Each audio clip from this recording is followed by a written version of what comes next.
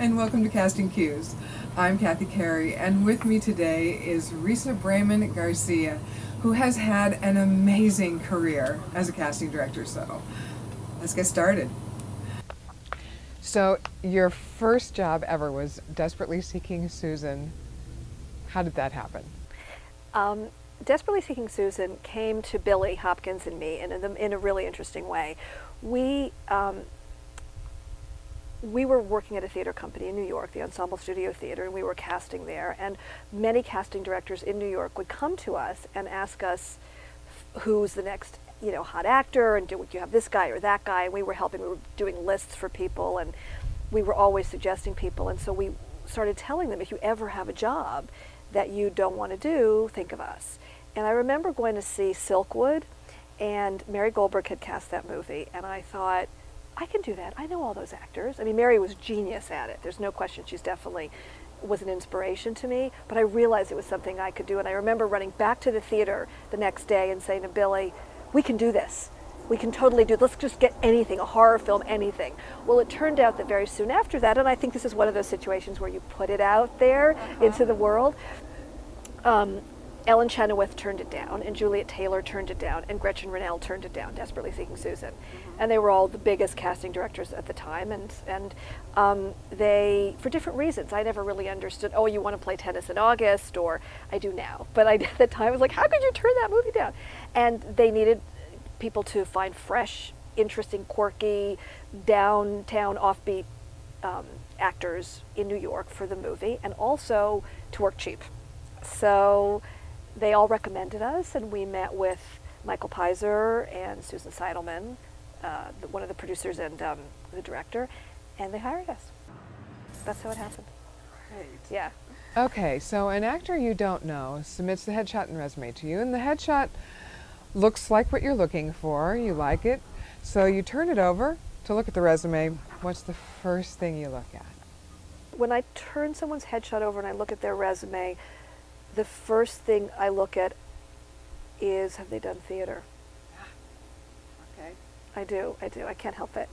I come from theater. So and usually it's not at the top, but I usually go right to theater to see what it is. And it doesn't matter if they haven't done theater. But I like to see if they have, because I feel like the theater is the best training ground there is for actors. And I find that in this town, actors, for the most part, young actors especially, don't have a craft, and they don't have the training. And so if I see theater, especially if it's a young actor coming into New York or Chicago or Atlanta or Toronto or Dallas or London, I am usually excited to see that there's a body of theater work. Because I think that the movie and television credits, sometimes you've got to just sift through them because they're kind of padded, and they're also hard to identify, and then that's the next thing I do is I go to film and television and see what they've done and sift through it. But that's just my instinct. So, okay. What is the best way for an actor who's not currently on your radar to get on your radar? That's a very good question. For an actor who's not on my radar to get on my radar, well, are you talking about an actor who's got an agent and manager, or who doesn't? Someone who might not. Let's start there. Okay, if an actor does not have an agent or manager, or if they're not, or they're with a small manager agent who's not going to be in, the larger, the immediate circle of people I work with, and I will work with everybody, but I mean, obviously there's a certain number of people you have history with, or a couple of things come to mind. One is for them to find me through some of the workshops I do and through Facebook. Not that everybody out there should send me stuff on Facebook, but people who show through a certain commitment to the kind of work I do, a seriousness for the craft. And I've actually met a number of actors that way. I've got this sort of Facebook group going that I'm transferring that to my website, and I've started communicating with people who I don't know. So I think that's something that I've met a lot of great actors through my workshops and through that sort of cycle. I also think people should work as much as they can. They should do student films. They should do theater in this town, even even in this town, as much as they can. And good work gets attention. But I think that a lot of actors get paralyzed and they sit at home and they just say, I don't know what to do, and I don't know how to get in the door. And I just say, get out, write, produce. You can do stuff yourself now. We don't have to be 24 to make our own little internet movies. You can do anything. I mean, you've done a short. You see what it's done for you.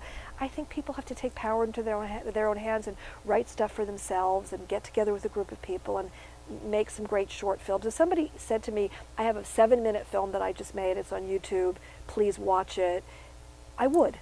I might not do it that day, but I do find time to do that. And if it's good, it will grab my attention. Good work is good work. You don't have to be doing it in some big feature film or, on a TV show. And so I think that's a huge thing for actors to realize, because I think that many actors render themselves powerless and wait for the phone to ring still. And we can't do that. Not anymore. We don't have to. So. Thank you so much, Risa, and thank you for joining us. We'll see you next time on Casting Cues.